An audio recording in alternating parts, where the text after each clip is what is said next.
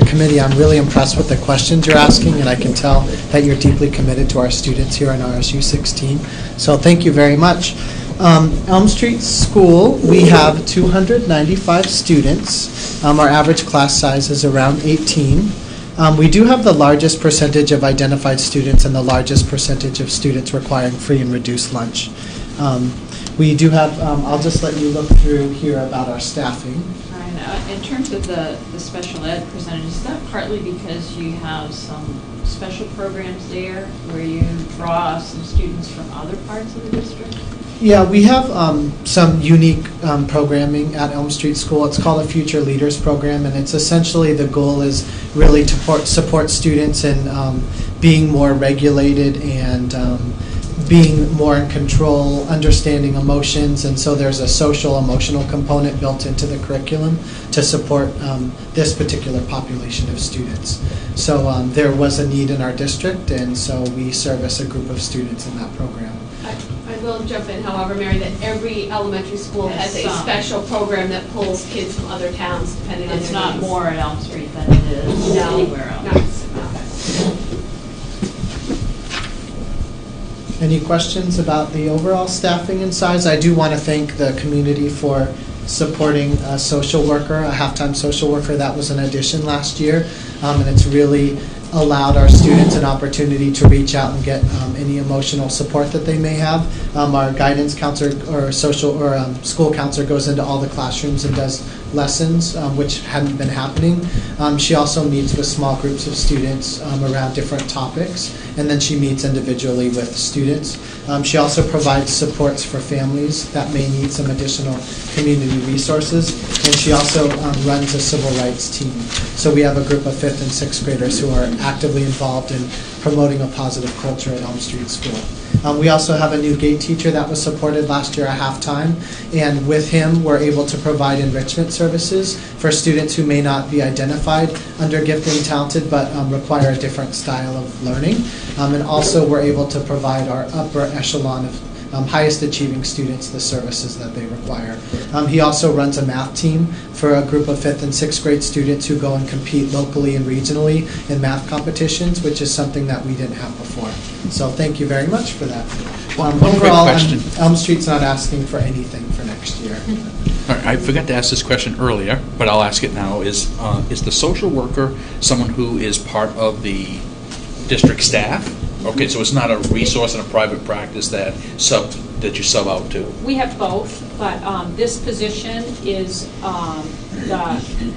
the one we're asking for is to have an employee for a social worker. We have a social worker at the one at Elm Street is currently open. We haven't been able to fill it because it's a half-time position. We are contracting to fill it until we get a staff member. So we have both. We have some contracted services in our buildings. We also have an employee. Okay. At the K through 6 level, social work and guidance kind of use interchangeably? No, okay. They're different jobs. Okay. Yeah. The social workers serve the students who are identified needing special education services. Okay. Just special ed? Primarily. That's their primary designation. If there was a student in crisis that needed some social work service, certainly we offer that out. But their main goal is to service students with special needs that are identified through the IEP process as needing social work services. Are they tied to other social programs that are available in the community that are free, that they can resource out or help provide guidance? So let's say a child was being abused. There are resources out in the community that offer those. Are those folks getting connected as well to pull those? A lot of times they'll have a case manager, yes, and that will connect them with home resources, and that's the difference. A social worker will work more with the families and the school, whereas guidance counselor is for school, Sure. school counseling. So. Can I add just to that? I know I'm out of place here, but our school counselors also pull from advocates for children, and they pull from a couple other local agencies that deal with safe and unsafe touches. And so our school counselors really reach out, as well as our social workers reach out to those local agencies, and those local agencies come in and do some presentations for kids. Not often, but they do. That's a shame. There should be more often, There but should that's be more another often. subject. Yeah. But we do have, it's a good addition, and thanks to our school counselors, that's been. Great, nice addition. thank you. So I'm now going to go through line by line each of our cost centers, and you'll see, like I said, overall Elm Street has a decreased budget, so we're not asking for anything new. So starting with administration, we had a new halftime secretary start with us who has different supports and benefits, and the copier lease has been moved into operations, which John will talk about later. For regular instruction for 3 to 6, overall there was a decrease. However, teacher benefits did increase, but teacher salaries decreased, and our substitute line had been decreased to be more actual to what we really need at Elm Street School. One thing, I talked a little bit about the staffing at Elm Street, but we have a lot of new teachers. I think since I've been there, we've had 8 new teachers, and we only have 15. So half of our staff are new. So you can see how that impacts the budget, and it changes the salary lines a little bit. K-2 instruction went up overall. Teacher salaries and retirement increased, and then benefits decreased. Pre-K increased due to contractual salaries and benefits.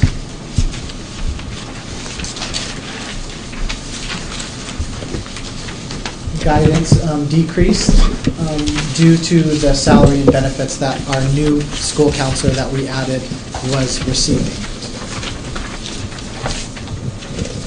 And our library increased solely because the staff member decided to take benefits, so it increased. And in summary, Elm Street has a decrease of $8,228, which equates to a negative 0.62 of a percentage point.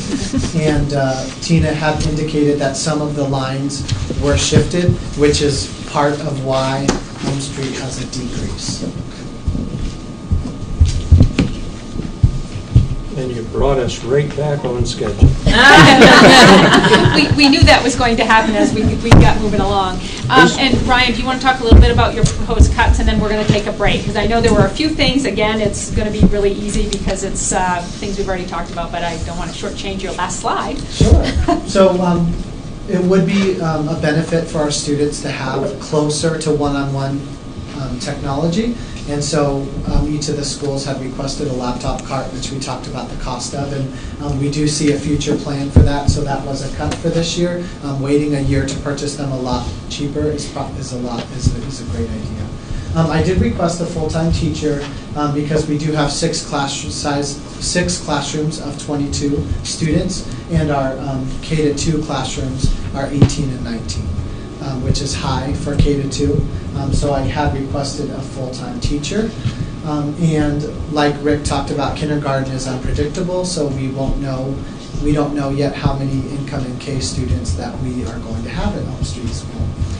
So the challenge with Ryan's school is they only have 2 teachers per grade level. So if you have 22 kids in a class, you have 44. You add a teacher, they're down to less than 15 in a classroom. And so numbers aren't quite high enough to warrant another teacher, but they're higher than we'd like. It'd be great to have 20 kids in a classroom, but 22 isn't a lot more. Our bigger concern really is the lower grades of 19 in kindergarten. That's hard on a teacher when kids aren't independent yet. So certainly are still watching that, and it may need to be added in at some point, depending on what those numbers look like. And I did ask for some cameras, security cameras, for our building that were cut. Is that internally or externally? Sorry, I didn't mean to. No, by all means. Oh. It would be ideally for externally, but also internally as well, I had requested.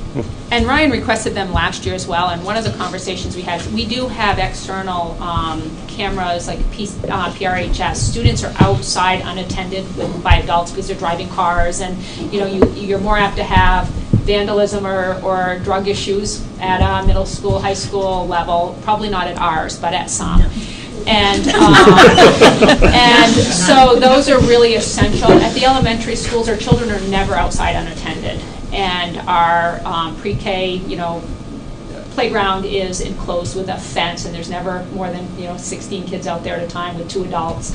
So we have good security in general. Would it be great to have cameras just in case? Yes, but at this point, we wouldn't do it at one school. We would do it at all schools, and that's a big expense for something that we haven't identified. We haven't identified any big risks. We haven't had any, scary situations, and what we do is ensure our staff are always present, or parent, if the parent has taken a child out of the school, that they're always with a parent or a staff member, and that those are well supervised. So this is more for like the kids' base. This is not like a facilities basis where we're afraid of break-ins or whatnot. Is it? No, Oh, okay. no. We're always, well, it would serve any of those benefits, Right. and of course, if again we weren't thinking economic reality and what is the urgency, we would love to have any of these things in our budget. But There's been other schools that have had issues with break-ins, like over in Litchfield. They've had a number of TVs stolen out. I know there's some issue with having to make any calls too, or yeah. just get it. We have not had issues at this point, and we always, of course, are diligent with making sure we have our secure sites. Yes, Aaron? I just hadn't seen a price on that. I've seen proposed cuts with Rick, and there was prices and everything. With yours, do you have an estimate of how much that equipment might cost? They're about $10,000 a set. So like when Carrie we budgeted for new cameras for the main office, about $10,000 for the camera to be buzzed into the school, if it's of a high enough quality to really see the details you need to see to make arrests or decisions based on a camera. So, yeah. All right, I'm gonna. Before you go off Yes. that, because I don't know, that's a little pet peeve of mine. Instead of waiting until there is an incident, where then everybody's in a panic, why not stop putting that in as a phased approach? Even if you can only do one school at a time, stop a migration process now, versus waiting until there's an incident that you have to explain to a parent that we didn't put it because we didn't see the need. So That's just my, when you you know. come back to safety,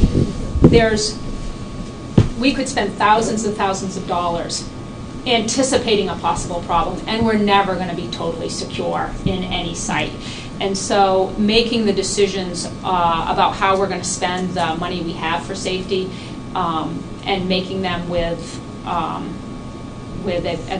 big picture focus of our kids supervised, our playground safe, are we properly running our procedures, doing safety routines and practices with kids, I think is our best approach right now. And cameras may help you in an after event. It's probably not going to prevent anything, but it may help you if an incident happened in finding evidence. But I really think our safety process of preventative actions and making sure the procedures we have in place are a better way of dealing with it. A surveillance camera is not going to prevent somebody from vandalizing the school, but it is going to let us see if somebody does, and so that's It basically prevents where the we second are. occurrence, though, because Yeah. Well- if they get caught on the first one, they don't do it on the second time. So, there's Possibly. also, if there's knowledge of surveillance, I've got a security system in my house too. Burglars typically go to the stuff to police resistant. They don't go break into the car that's locked.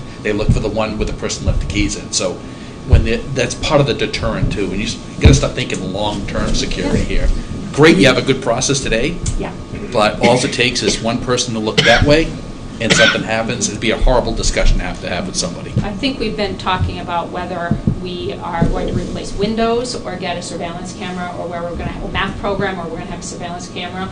At this point, we feel like we have identified the most urgent needs and that we do have good, safe schools. We have not, and like I said, you don't want to be saying you have not had any incidents because we're all vulnerable at any minute. Mm-hmm. But we certainly have good, safe schools, and it's one of the reasons that it certainly is an issue that parents and staff and myself and our school board think about all the time, and work really hard to make sure that we are providing a safe environment for the students. But Carrie had something to add. yeah. I was just going to say, we started budgeting for and putting cameras into the high school, middle school.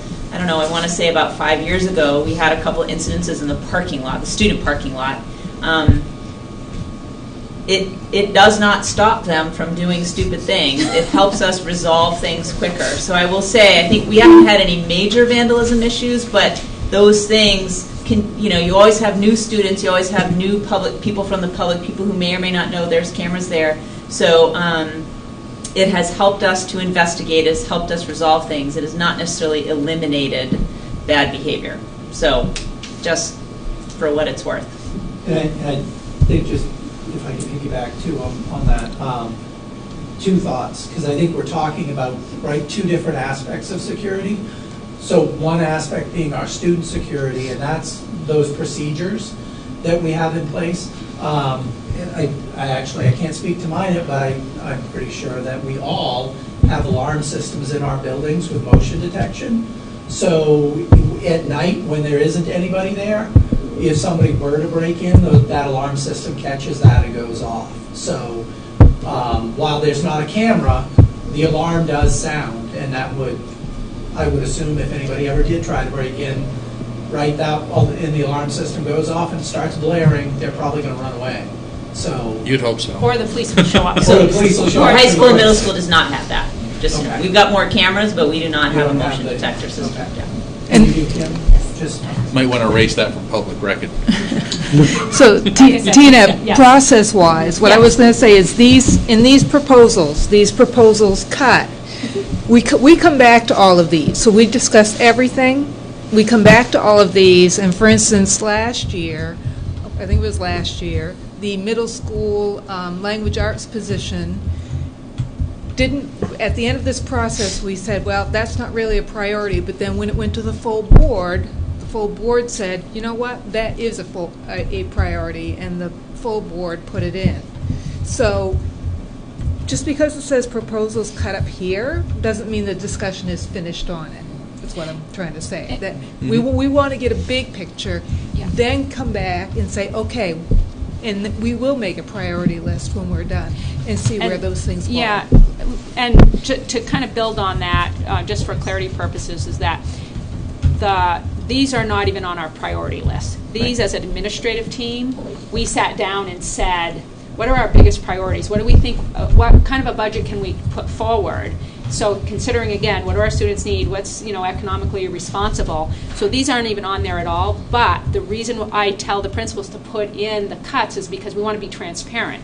And so we want the full board to know if things came before my desk and I said, and of course we do this as a team, but of an administrative team, but I want full transparency so they know it's not just me making a final decision as a superintendent. I want them to know that their voice or their request can go outside my doors, and we can be transparent with everybody. So it certainly is there. We have our MOE, our maintenance of effort. We have our priority list, and these are things that we felt couldn't make the priority list because these other items were bigger priorities. And like I said, not that we don't want them. We would like all of this. So your principals are asking for all of these proposals, and they were decided as an administrative team that it wasn't probably fiscally responsible to ask for them all. Okay, so we're going to take a 10-minute break.